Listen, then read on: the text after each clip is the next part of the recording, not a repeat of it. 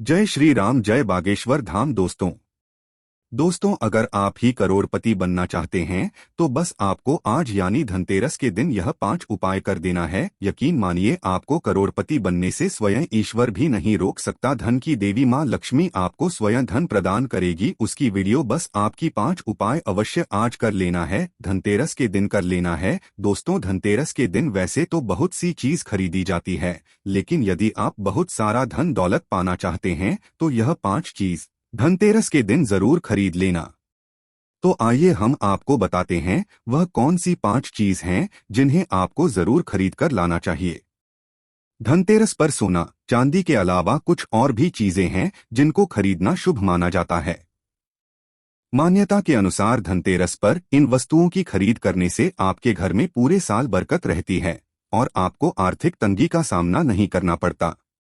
आइए जानते हैं क्या हैं ये चीजें। पान के पत्ते मां लक्ष्मी को विशेष रूप से प्रिय माने जाते हैं, इसलिए धनतेरस के दिन पान के 5 पत्ते जरूर खरीद कर लाएं।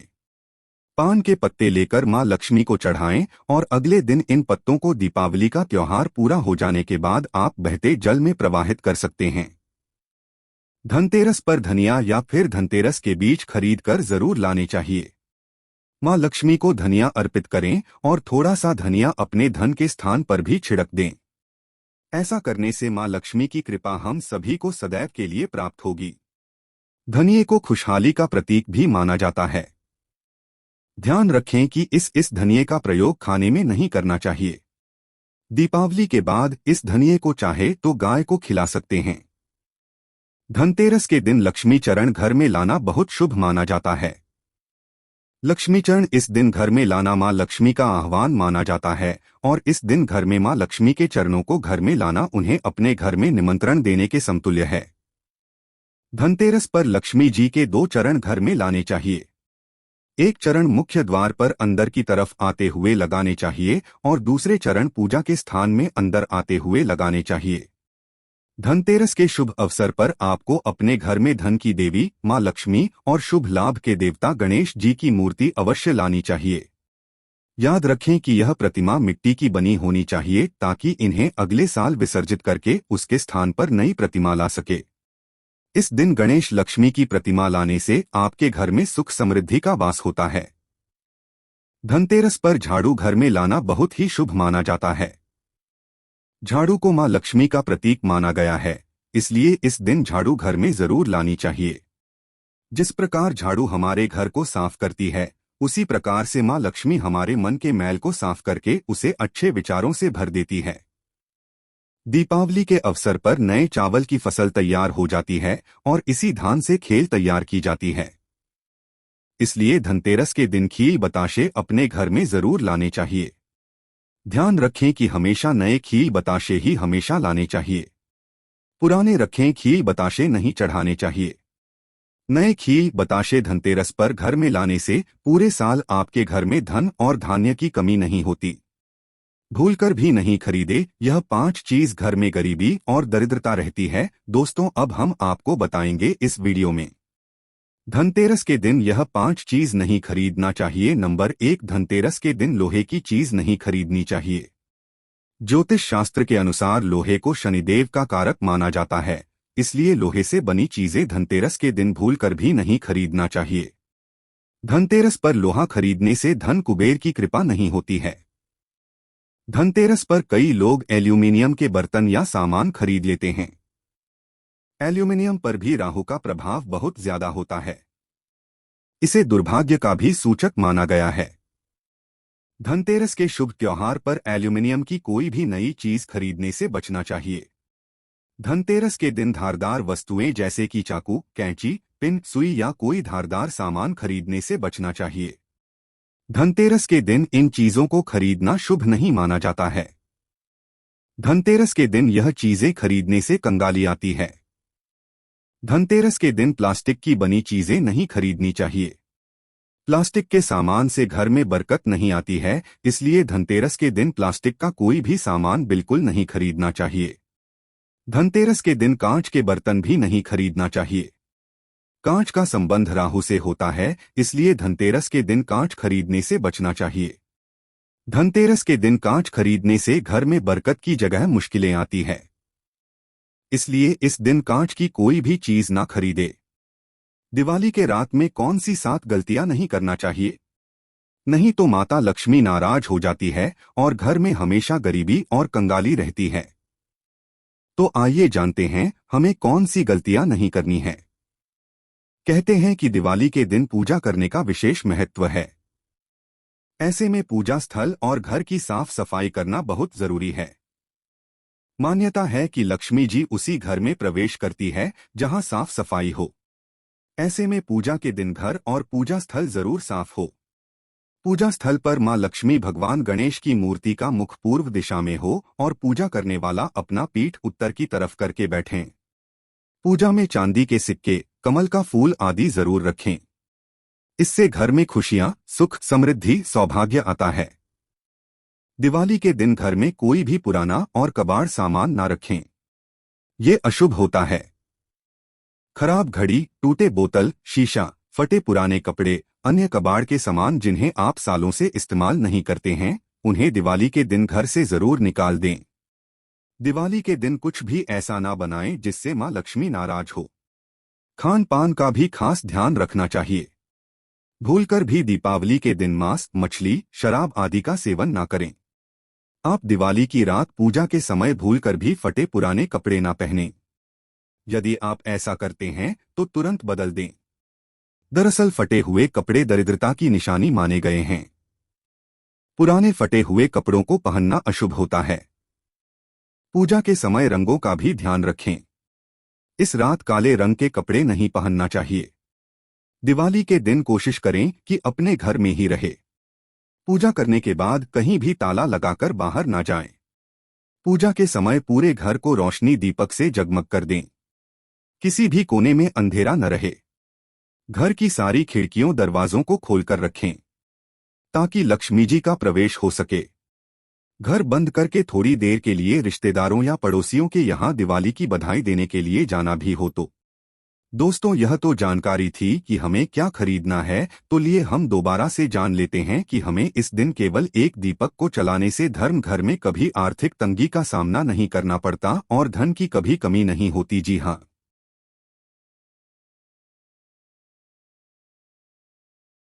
दोस्तों, शायद आपको पता ना हो कि आखिर धनतेरस के दिन घर के इस हिस्से में दीपक जलाने से हम धनवान हो जाते हैं, करोड़पति हो जाते हैं।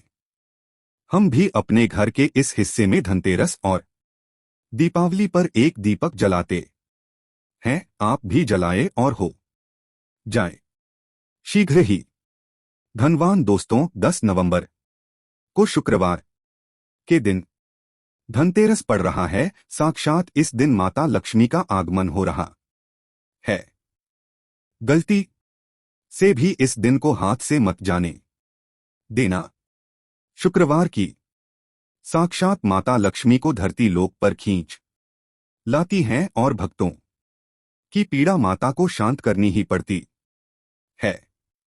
शुक्रवार की धनतेरस अत्यंत दुर्लभ और संजोग की वजह से आती है। साथ ही साथ मैं आप लोगों को एक ऐसी गुप्त जगह में दीपक जलाने की बात बताऊंगा जिस जगह में यदि आप 5 दिन तक दीपक जला लेते हैं तो साक्षात मां लक्ष्मी आपके घर में आ जाती हैं। ना चाहते हुए भी आपके सेवा भाव को देख करके मां लक्ष्मी को यदि उस जगह पर 5 दिन तक दीपक जला दें तो आना पड़ता है कंगाली। आपकी गरीबी, आपके जीवन में चल रही परेशानी, कष्ट एवं कोर्ट कचहरी के मामले चल रहे हो, उसे भी दूर करना पड़ता है। वीडियो ध्यान से देखना, तब आपको समझ में आएगा। देखिए, देश के अधिकांश भागों में यम के नाम पर दीपदान करने की परंपरा है। तो देखिए, दीपावली के 2 दिन पूर्व धन्वंतरी त्रयोदशी के सायंकाल में मिट्टी का कोरा दीपक लेकर के आते हैं। इसमें तिल का तेल डाल करके नई रुई की बत्ती रखते हैं या फिर आपके समर्थन अनुसार, जैसे कि तिल का तेल है या फिर फली का तेल है, या फिर सरसों का तेल है, या फिर हो सके तो आप जो है का दीपक भी जला सकते हैं। तो आप अपने समर्थन अनुसार दीपक जलते हैं, किंतु आखिर ये दीपक क्यों जलाते हैं, इसके पीछे क्या कारण है, जानेंगे इस वीडियो में। मैं आप लोगों को विस्तार से बताऊंगा। यदि आप इस वीडियो को देख लेंगे तब आपको समझ में आ जाएगा कि वास्तव में हम दीपक क्यों जलाते हैं और हमें दीपक क्यों जलाना चाहिए। और वास्तव में इस वीडियो को देखने के बाद आपको एक्स्ट्रा लाभ मिलेगा कि आपके घर से गरीबी जन्मों की जो कंगाली है वह चली जाएगी। कहते हैं बहुत साल पहले हंसराज नाम का एक प्रतापी राजा था। एक बार वह अपने मित्रों, सैनिकों और अंगरक्षकों के साथ जंगल में शिकार खेलने के लिए गया। संयोग से राजा सबसे बिछड़ करके अकेला रह गया और भटकते हुए एक अन्य राजा, जिसका नाम था हेमराज के राज्य में पहुंच गया। कथा ध्यान से सुनना, तभी आपको समझ में आएगा। और कमेंट बॉक्स में जय माता लक्ष्मी अवश्य लिखना। तो हेमराज ने थके हारे हंसराज का भव्य स्वागत किया। ठीक है, उसी रात हेमराज के यहां पुत्र का जन्म हुआ। इस खान उसी के अवसर पर हेमराज ने राज्य के उत्सव में सम्मिलित होने के लिए आग्रह के साथ हंसराज को कुछ दिन तक वहां ठहरने के लिए रोक लिया। बच्चे की छठी के दिन एक विचित्र घटना घटित हुई। ध्यान से सुनना। पूजा के समय एक देवी प्रकट हुई और बोली, आज इस शिशु की जो इतनी खुशी मनाई जा रही है, ये अपने विवाह के चौथे दिन मृत्यु को प्राप्त हो जाएगा। इस भविष्यवाणी से सारे राज्य में शोक छा गया हो। हेमराज और उसके परिजनों पर ऐसा समझो कि वज्रपात हो गया हो, पहाड़ के सामान जैसे दुखा गया। सब के सब रह गए, चुप रह गए। इस शो के समय हंसराज ने राजा हेमराज और उसके परिवार को बिल्कुल ही आश्वासन दिलाया और विचलित न होने का आश्वासन दिलाया और बोला कि इस बालक की रक्षा मैं करूंगा और संसार की कोई भी शक्ति इसका बल बांका का नहीं कर सकेंगे। इसकी रक्षा मैं स्वयं करूंगा। ध्यान से सुनना।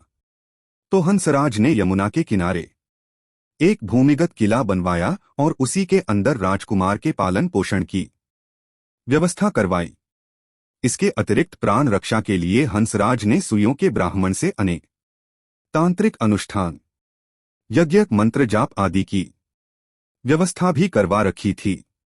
धीरे धीरे राजकुमार युवा हुआ।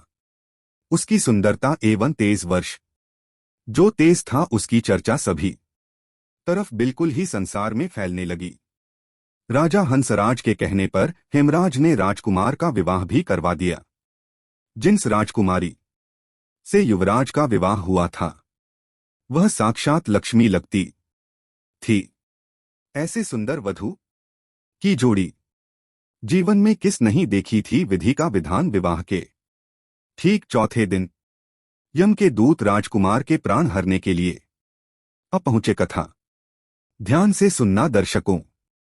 अब अभी राज्य में मांगलिक समारोह ही चल रहा था कि राजपरिवार और प्रजाजन खुशियां मनाने में मग्न थे कि राजकुमार और राजकुमारी की छवि देख करके यमदूत भी वहां पर आए और विचलित हो उठे, किंतु राजकुमार के प्राण हरण का अंतिम कार्य उन्हें करना ही पड़ा।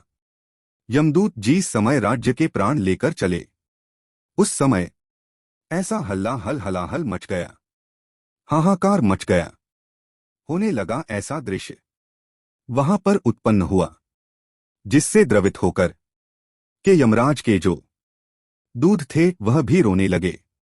इस घटना के कुछ समय पश्चात एक दिन यमराज ने प्रसन्न मुद्रा में अपने यमदूतों से पूछा, दूं तो तुम सब अनंतकाल से पृथ्वी के जीवों का प्राण हरण करते आ रहे हो, क्या तुम्हें कभी किसी जीव पर दया आई है और मन में यह विचार उठा है कि इसे छोड़ देना चाहिए।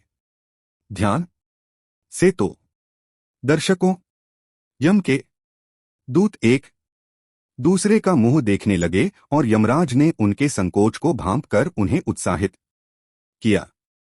जिसको मत यदि ऐसा प्रसंग आया है तो निर्भर होकर के आए यमदूतों, बताओ इस पर एक दूत ने सिर झुकाकर के निवेदन किया यमराज से। मृत्यु के देवता यमराज से बोले, ऐसा प्रसंग तो काम ही आता है स्वामी, किंतु एक घटना अवश्य हुई है जिसकी स्मृति मुझे आज भी विचलित कर देती है। यह कहते हुए जो यम के दूत थे, उन्होंने हेमराज के पुत्र की प्राण हरण की संपूर्ण घटना यमराज को बताई। इस दुखद प्रसंग यमराज भी विचलित हो उठे और इसे लक्ष्य करके ध्यान से सुनना। इसका लक्ष्य करके दूध बोला कि ना ध्यान से सुनना।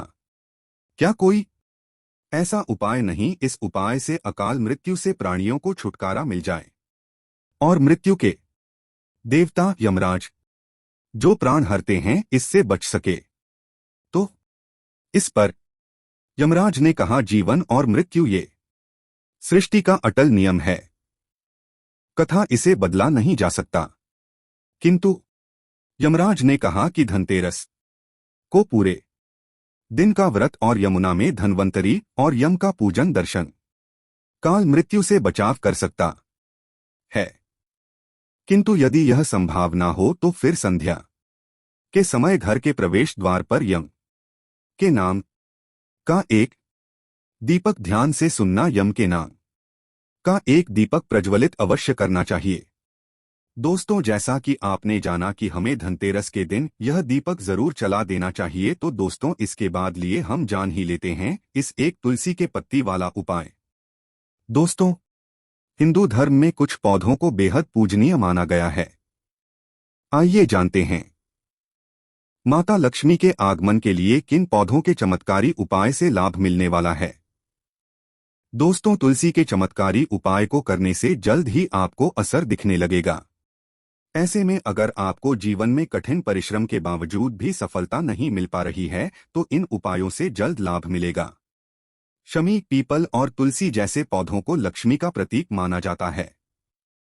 अगर आप इन्हें घर में लगाने के साथ साथ उनकी सेवा करते हैं तो अवश्य ही लाभ मिलता है।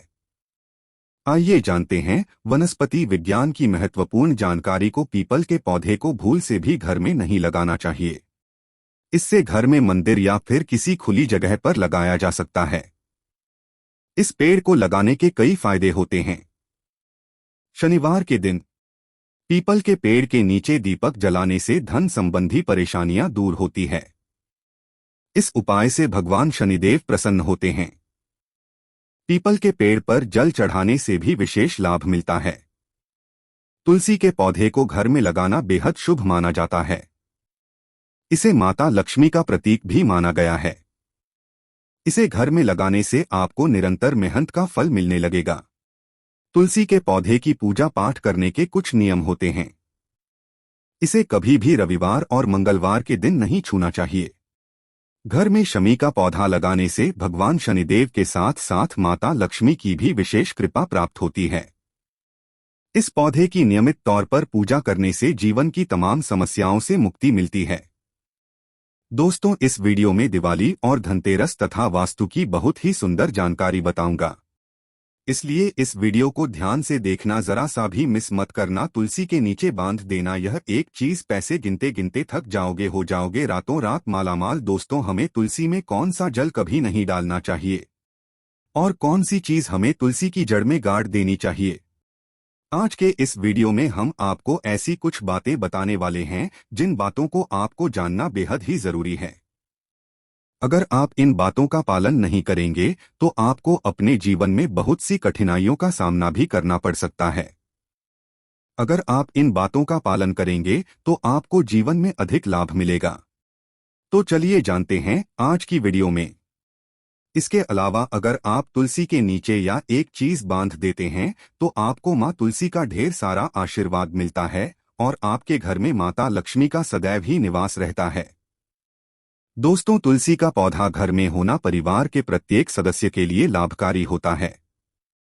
ये पौधा हर प्रकार से उपयोगी होता है। पुराण के अनुसार तुलसी में देवी लक्ष्मी का वास होता है और नियमित रूप से इस पौधे की पूजा करने से लाभ भी अवश्य मिलता है। लेकिन यदि आप तुलसी को घर में रखने के साथ ही उसके नीचे यह एक चीज बांध देते हैं तो आपको तुलसी लगाने का कई गुना अधिक फल प्राप्त होता है, क्योंकि इस एक चीज के बिना तुलसी अधूरी मानी जाती है।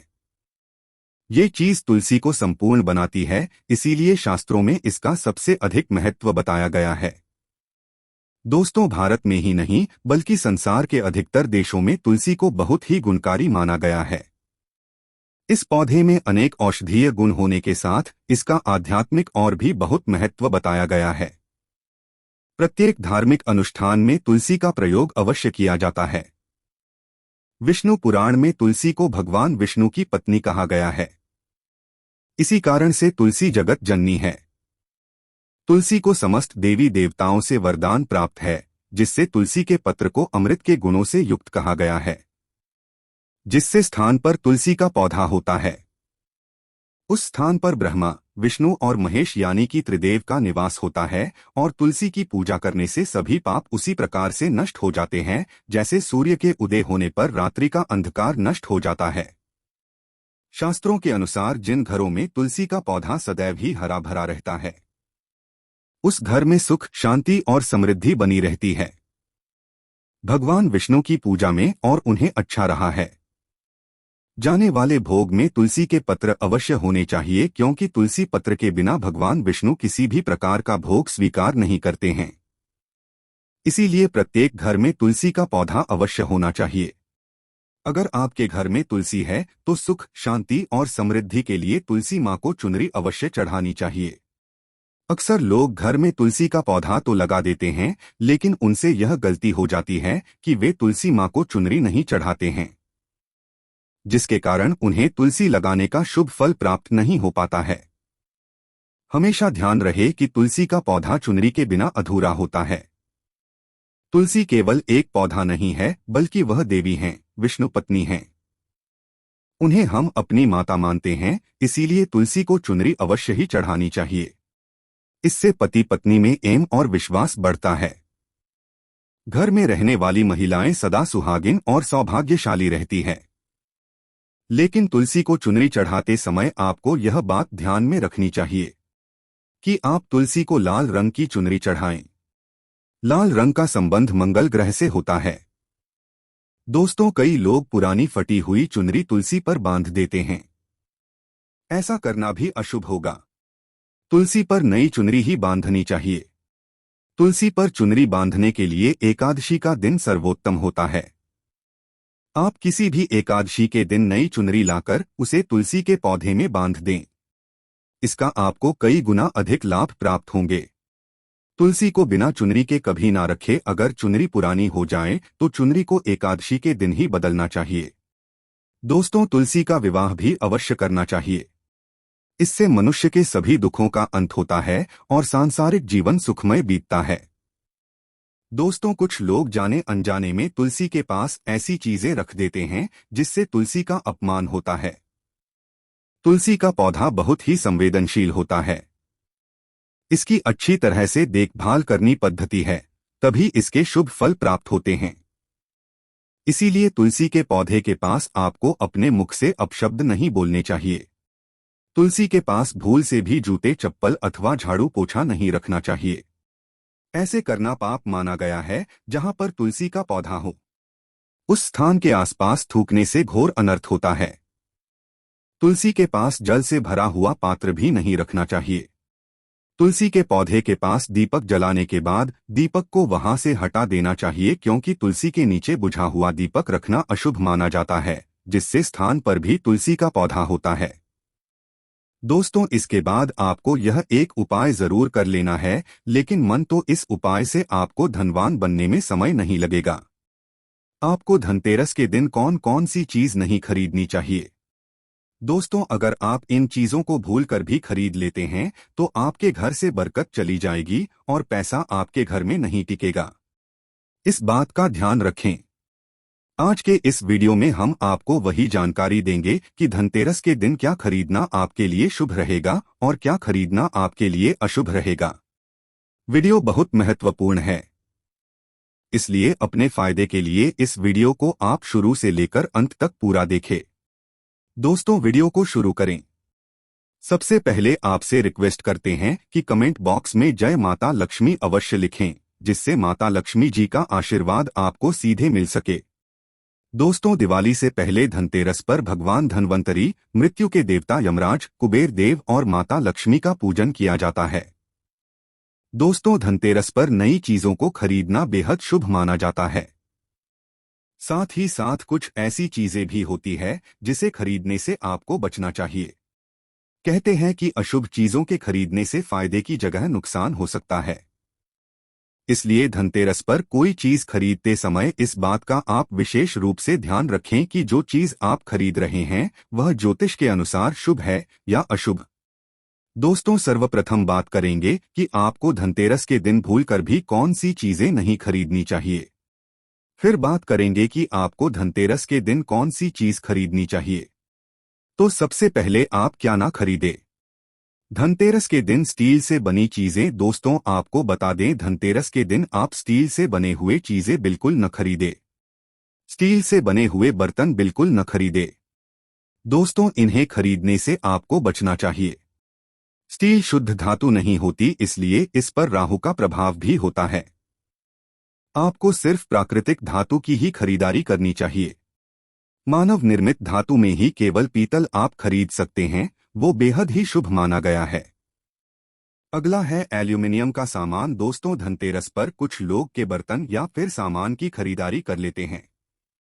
इस धातु पर भी राहु का प्रभाव अधिक होता है, को दुर्भाग्य का सूचक माना गया है। त्योहार पर एल्यूमिनियम की कोई भी नई चीज ना खरीदे और ना ही आपको घर में लानी चाहिए। नई चीज को आप घर में लाने से बचें। खास तौर पर धनतेरस के दिन तो बिल्कुल ना खरीदे एल्यूमिनियम का बना हुआ कोई भी सामान। दोस्तों, इसमें जो अगला चीज है वो लोहे की वस्तुएं। ज्योतिष शास्त्र के अनुसार लोहे को शनिदेव का कारक माना गया है, इसलिए लोहे से बनी हुई चीजों को धनतेरस पर भी आपको भूलकर नहीं खरीदना चाहिए। लोहे की चीज को खरीदने की आपको गलती भूलकर भी नहीं करनी चाहिए। धनतेरस के दिन ऐसा करने से त्योहार पर धन कुबेर की कृपा आपको प्राप्त नहीं होती है। आपको अनेक प्रकार के दुष्प्रभावों का सामना करना पड़ सकता है। इसलिए धनतेरस पर लोहे की वस्तुएं बिल्कुल ना खरीदे। दोस्तों, अगला है नुकीली या धारदार वस्तुएं। दोस्तों, आपको बता दें, धनतेरस के दिन धारदार वस्तुएं खरीदने से भी आपको बचना चाहिए। इस दिन चाकू, कैंची, पिन, सुई या कोई भी धारदार सामान खरीदने से सख्त आपको परहेज करना चाहिए। धनतेरस पर इन चीजों को खरीदना बेहद ही अशुद्ध माना गया है, बिल्कुल शुभ नहीं माना जाता।